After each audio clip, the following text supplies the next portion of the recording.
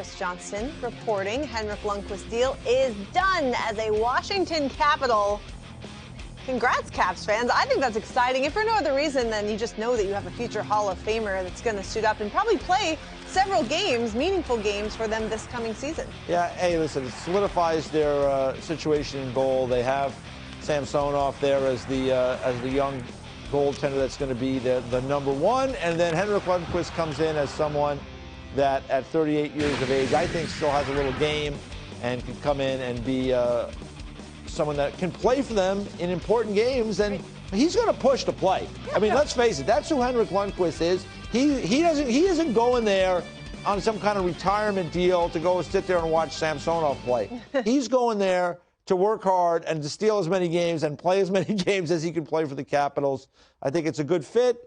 He didn't want to travel that far from New York. He ends up being in Washington. It's not a big deal for his family. And also, as I said earlier, he apparently doesn't mind playing the New York Rangers quite often. So that will be an interesting matchup when he gets the opportunity to play against his former team. Yeah, it will. And they do still have Phoenix Copley there. I think he's on a one-way deal, around $1.1 million. Yeah. Henrik Lundqvist, he offers a lot of flexibility, quite frankly, because this is where it's a benefit to be over 35. They can give him a low contract. We haven't seen the number yet. But bonus give him bonuses and stuff like that. Make it meaningful and worthwhile for him.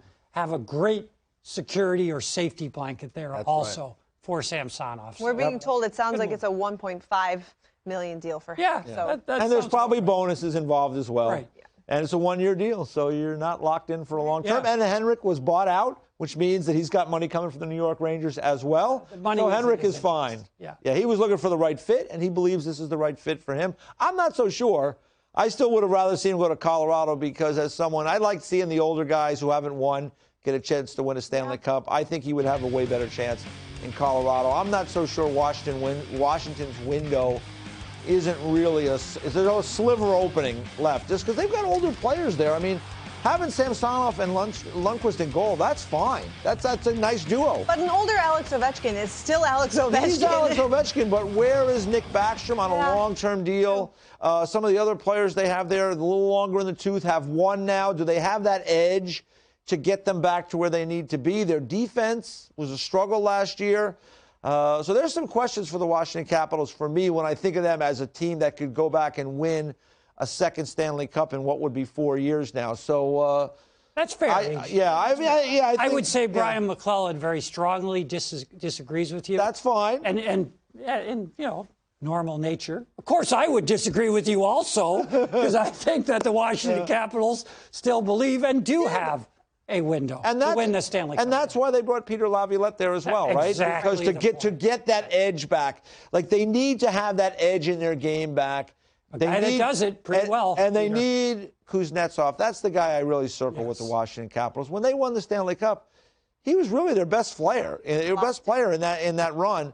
Yeah. He needs to be their best player moving forward, and that means that then Backstrom as a number two can be a factor. Yeah. Ovechkin can do what he does. They need a little more help on D. Yeah. But, I'm not counting them out. I'm just saying that if I was Hank, I would prefer to try to get myself into Colorado as opposed to Washington, but maybe there was no opening in Colorado. Let me ask you this. Who has a better chance to win the Stanley Cup, let's even say the next 2 years, the Washington Capitals or the New York Rangers?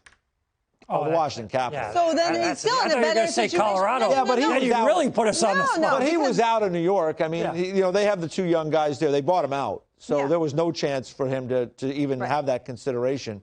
But the Rangers are actually going to, these young players, they're going to be there soon. The Rangers are on a great track. I'll ask you, though, Eej. All right. Colorado or Washington? Yeah, Colorado for me. Yeah. I think Colorado's got a big, and they've got a longer window. Now, Hank only cares about, next year. 1 year, right. Yeah, but I just think he would have been a good fit for the Colorado Avalanche. In the end, hey, who knows? Maybe Colorado will focus their attention on Corey Crawford. If they even want to make a move in goal, they may feel like, hey, we've got Grubauer, we've got Francouz, we feel good about those two guys. I don't. So for me, I would have looked to add a goaltender. And maybe Joe Sakic has got even a bigger plan. Maybe he's going to try to add someone more significant to that group. There's no way Jimmy Rutherford would not have called Colorado about Matt Murray. Yeah, so what does that tell us? It tells us they probably feel pretty good about Francouz and Grubauer. Grubauer was hurt of course, as twice, as was Francois in the end. Yes, twice.